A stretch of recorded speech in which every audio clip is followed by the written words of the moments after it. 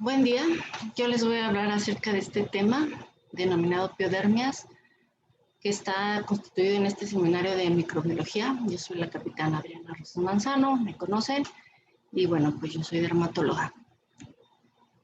En manera de introducción, las piodermias son infecciones de la piel y sus anexos, esto es el pelo y las glándulas, causada principalmente por dos microorganismos, el Staphylococcus aureus y el Streptococcus beta hemolítico.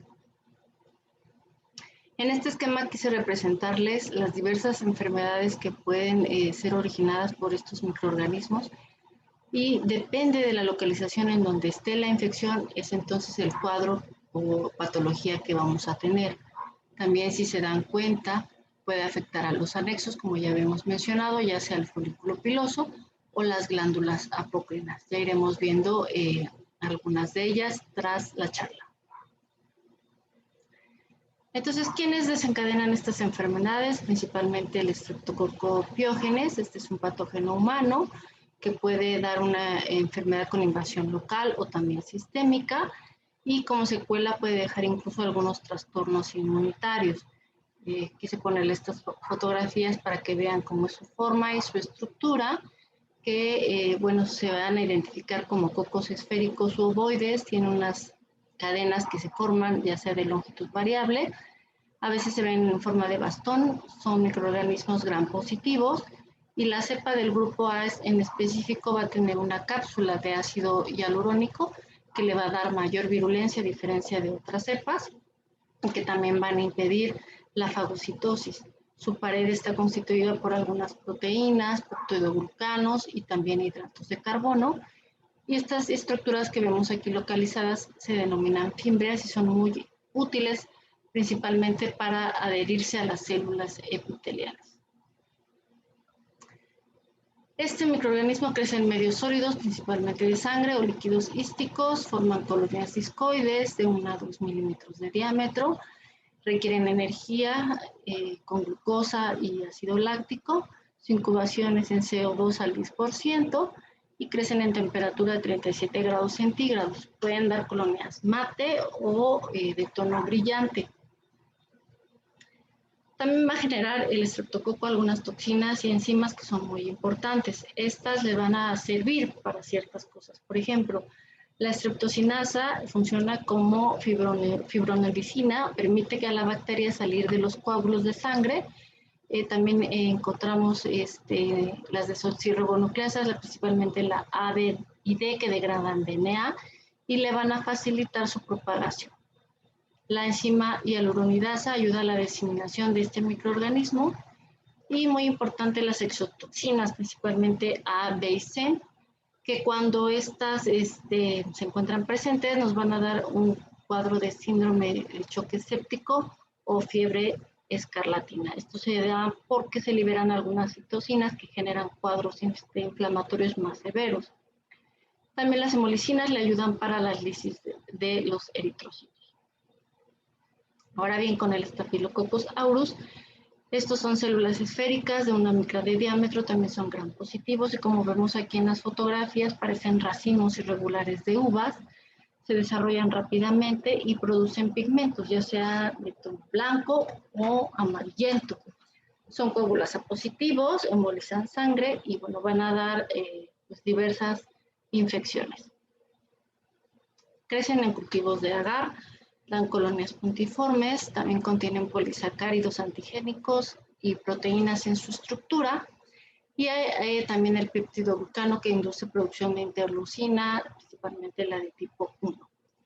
Producen también enzimas y toxinas, y dependiendo de cuáles sean estas, vamos a ver un cuadro o una enfermedad clínica importante. Por ejemplo, aquellos que producen estas toxinas de tipo A y B, que se denominan exfoliativas epidermolíticas, los pacientes van a tener un cuadro o un rash de tipo descamativo. Eso es muy, muy característico. Entonces, ya hablando de las piodermias, aquellas que son causadas por Staphylococcus aureus es el impétigo, la foliculitis o furunculosis y también la hidrosadenitis. Y las que son condicionadas por estreptococo, también mencionamos aquí el impétigo, la erisipela y la celulitis. Vamos a ir viendo brevemente cada una de ellas. Vamos a empezar con el impétigo. Esta es una enfermedad aguda, contagiosa y autoinoculable. Quiere decir que si los niños, porque se dan más en esta época de la vida, se tocan, generalmente se pueden ir diseminando las lesiones en donde ellos estén tocándose frecuentemente. Se da tanto en niñas como en niños, predomina más en el verano y en zonas o lugares de clima tropical. Hay factores que lo desencadenan y vamos a ver a lo largo de la charla que son muy comunes, principalmente en pacientes desnutridos, con algún antecedente de trauma, picadura de insecto, aquellos que tienen una mala higiene. Y en este caso en particular el impétigo puede verse también secundario a alguna enfermedad dermatológica preexistente.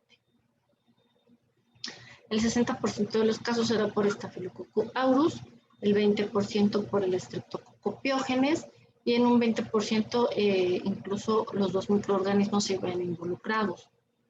Hay portadores en la población sana en donde vamos a encontrar estos microorganismos de forma normal en orificios, principalmente en fosas nasales o en pliegues del cuerpo como axilas, ingles o el perineo. Les mencionaba de algunos pacientes que tengan alguna dermatosis preexistente, principalmente la dermatitis atópica. El paciente con dermatitis atópica tiene una erupción de su barrera cutánea y puede secundariamente tener una infección sobreagregada. Principalmente vamos a encontrar esta que es el impétigo. En lactantes parece ser que se da más esta enfermedad por la falta de anticuerpos específicos contra estas toxinas exfoliativas que ya había mencionado yo previamente. Y cuando esto sucede, el niño, el paciente va a tener algo denominado síndrome de choque séptico por Staphylococcus aureus más severo. Ahora bien, el impétigo puede dividirse según su causa o su morfología. Al parecer, aquellos cuadros que se originan por el estafilococo van a darnos lesiones de tipo ampollosas o vesiculares. Y cuando son originadas por estreptococo, vamos a ver nosotros cuadros en donde predomina una costra muy característica que ahorita les voy a poner en algunas fotografías, que es muy fácil de que identifiquemos. El origen puede ser primario, es por algún antecedente de trauma, picadura de insecto, en fin. O puede ser secundario, principalmente en aquellos pacientes que ya tienen alguna enfermedad en su piel, pero se sobreinfectan por estos dos microorganismos y nos dan un cuadro de impétigo. Les mencionaba que inician como ampollas o vesículas de contenido claro de 0.5 a 2 centímetros con un halo eritematoso a su alrededor.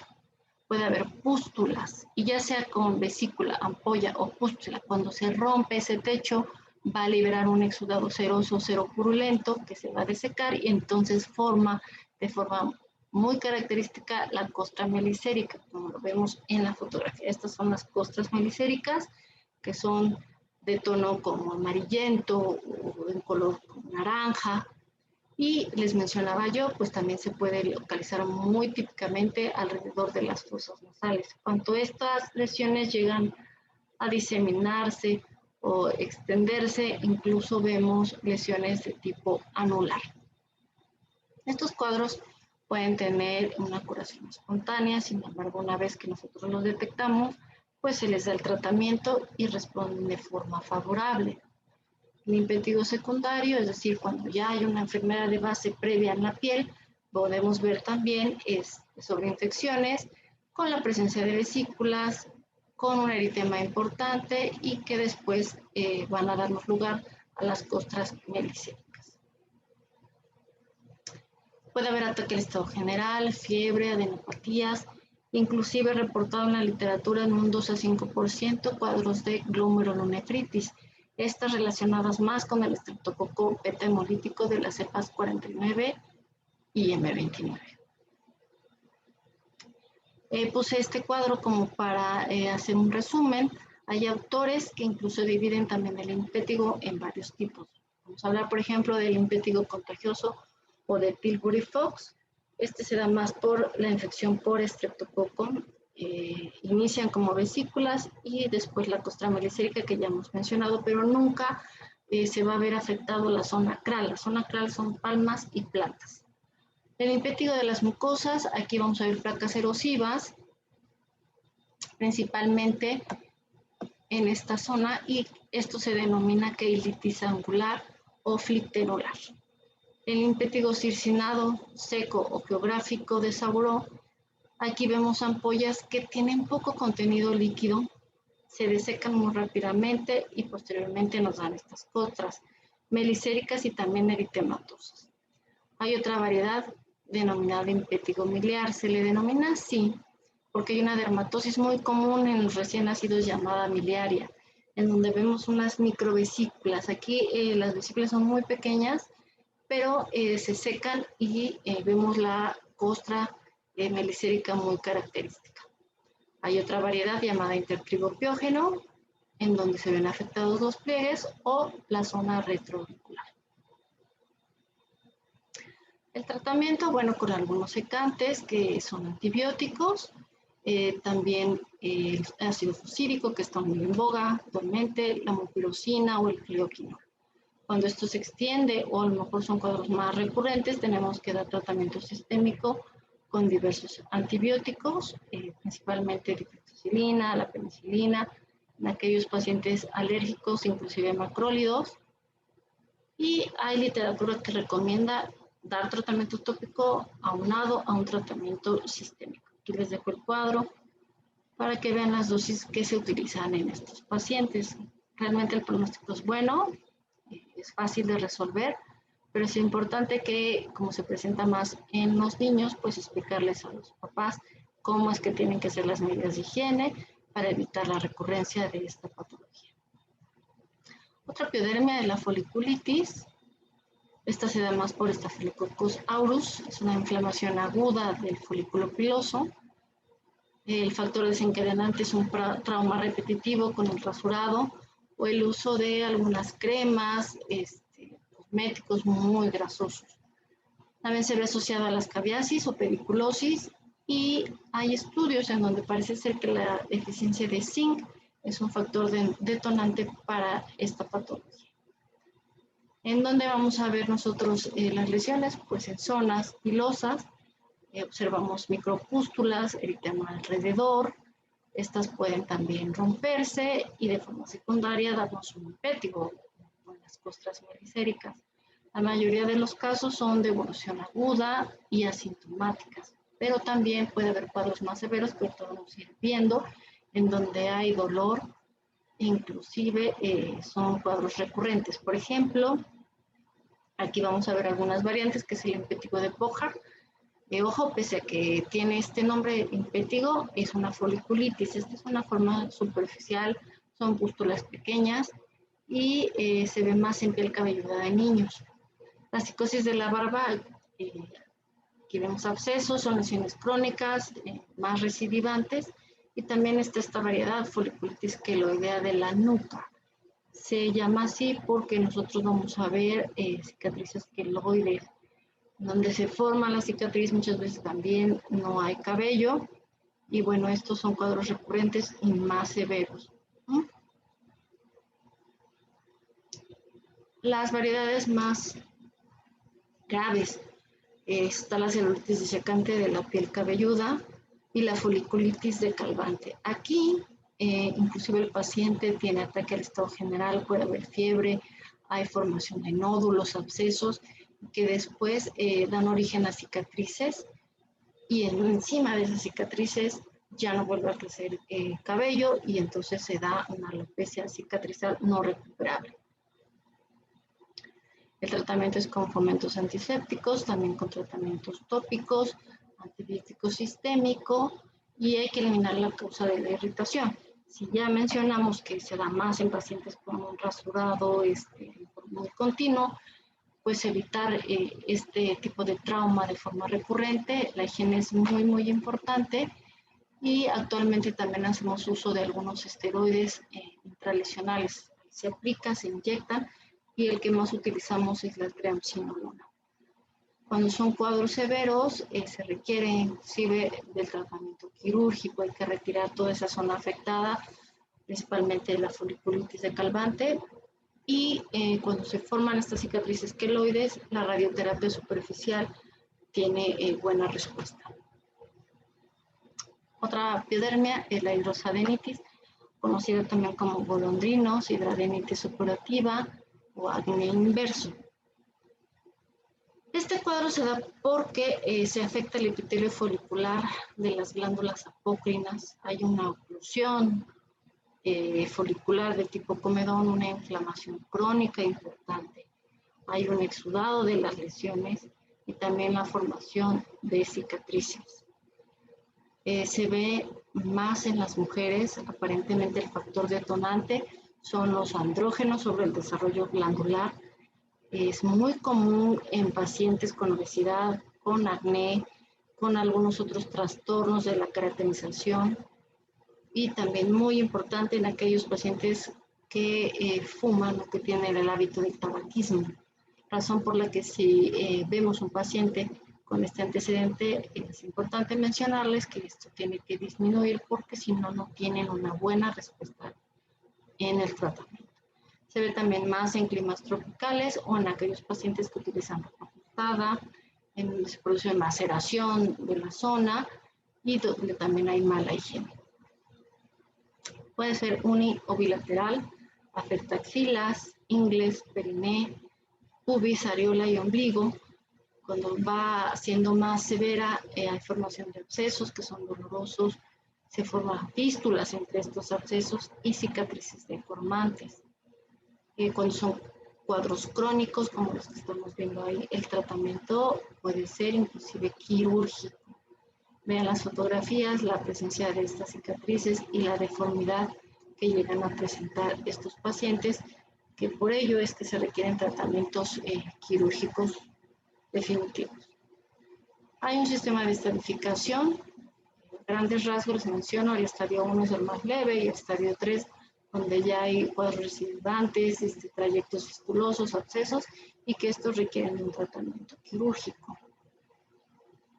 Se ve asociada a otras patologías como acnés graves, la foliculitis disecante que ya habíamos mencionado, algunas otras como la enfermedad de Crohn, síndrome nefrótico, algunas otras que ya irán viendo ustedes a través del tiempo. Y también se han hecho estudios, aquellos pacientes que presentan cicatrices ya crónicas secundarias a esta enfermedad pueden desarrollar carcinoma espinocelular, razón por la que hay que estar vigilando a este tipo de individuos.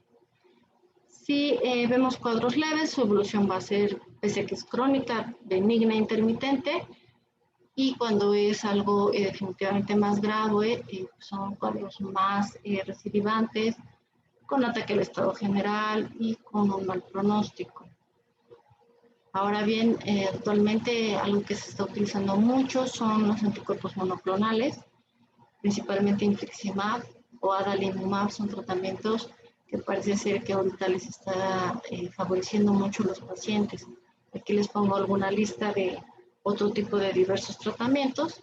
Como es una piodermia, tenemos que dar antibióticos, sin embargo, se hace uso de algunos otros. La erisipela o dermatitis estreptocócica, esta es una enfermedad que va a afectar tanto la epidermis como la dermis. Se da más por el estreptococo beta hemolítico del grupo A. ¿Y por qué se origina? Muy probablemente porque en la zona donde nosotros veamos esta infección de tejidos blandos pudo haber habido alguna herida, alguna solución de continuidad, algún trauma, una picadura de insecto, y entonces después el paciente da origen a esta erisipela. Se ve en pacientes adultos con algunas enfermedades, principalmente hipertensión arterial, diabetes mellitus u obesidad. Se ve afectada las extremidades, pero también la cara es una zona que podemos verla afectada.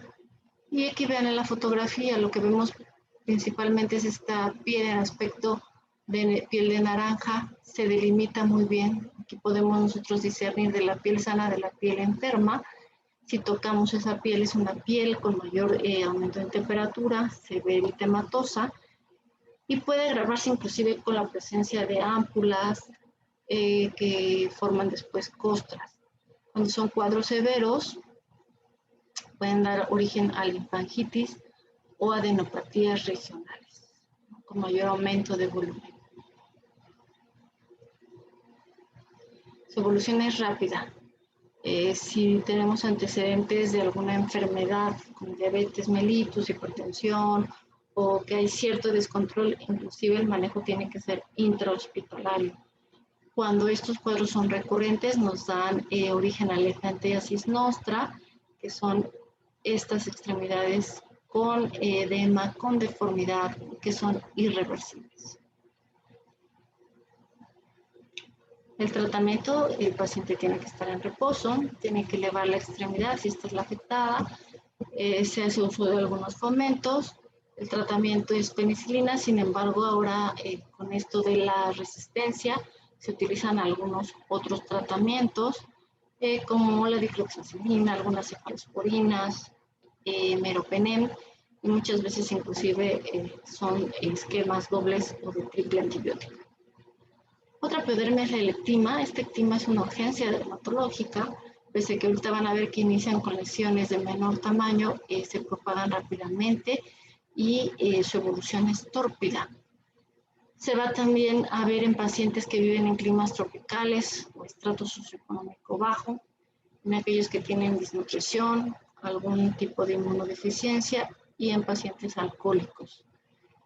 También el antecedente de trauma, picadura de insectos, secundario impétigo, hay que tenerlo en consideración. Puede ser uni o bilateral, afecta piernas, el dorso de pies, muslo, glúteos, se van a formar vesículas, pústulas que se van a ulcerar posteriormente y, por ejemplo, en esta fotografía vemos lesiones circulares, ovoides o numulares, así se les denomina, con un exudado importante. Aquí ya hay una ulceración que después se va a cubrir con una costra necrótica. ¿Okay? Esto es muy característico del ectima y les mencionaba pues que esto es una enfermedad que requiere de un tratamiento eficaz y oportuno. Se pueden dar fomentos, tratamientos tópicos y definitivamente los tratamientos sistémicos. Otra enfermedad y que es muy común es la celulitis. Este cuadro ya va a afectar el tejido celular subcutáneo. Aquí vemos que se puede originar en menor frecuencia por el estreptococo grupo A, B, C y G y predomina también por estafilococo aureus. Como ya les mencioné en las otras enfermedades, el antecedente de algún trauma, alguna herida, quemadura, inclusive alguna infección no bacteriana sino micótica, insuficiencia venosa es muy importante también, desnutrición, diabetes mellitus, embarazo, en pacientes con algún antecedente de cáncer, pues son factores que pueden predisponer a esta enfermedad. En pacientes con insuficiencia venosa, donde hay una úlcera de forma ya crónica, puede verse sobreinfectada esta úlcera y dar cuadros de celulitis. Vamos a ver un eritema importante, edema, van a sentirse también la piel con mayor aumento de temperatura. En paciente diabético hay que tener mucho cuidado porque a veces hay crepitación y es ahí donde inclusive a lo mejor ya se vuelve una infección polimicrobiana. Hay ampollas, abscesos y inclusive cuadros de linfangitis también. Algunas fotografías puede afectar cara y ya sea extremidades superiores o inferiores. Básicamente el diagnóstico va a ser clínico, pero sí podemos hacer uso de los cultivos. Esto pues para no tener una falla terapéutica. Cuando uno toma un cultivo de las lesiones o de las ampollas, si es que la hubiera, pues nos reportan a qué antibiótico es sensible. Entonces esto pues va a favorecer al paciente. También hay que recomendar reposo, elevar la extremidad. En casos leves se da el tratamiento de forma externa, por 10 días aproximadamente, pero si se requiere, si es un paciente con otros factores u otras comorbilidades, el tratamiento tiene que ser intravenoso y hospitalario. Y se recomienda inclusive doble o triple esquema de antibiótico. A manera de resumen les dejo este cuadro en donde vemos todas las piodermias que ya ahorita estuvimos viendo durante el transcurso de la charla, quién es el germen que lo va a originar, qué tipo de lesiones vamos a ver y la topografía afectada y en sí qué parte de la piel o anexo cutáneo se va a ver afectado. Les dejo para que sea un breve resumen y ojalá les pueda servir de forma posterior. Por mi parte es todo. Cabe mencionar que pues, estas enfermedades ya las iremos viendo cuando ustedes cursen la materia de dermatología. Sin embargo, si hay alguna duda, alguna situación que quieran comentar, ya saben dónde encontrarnos. Pues muchas gracias por la invitación a este seminario.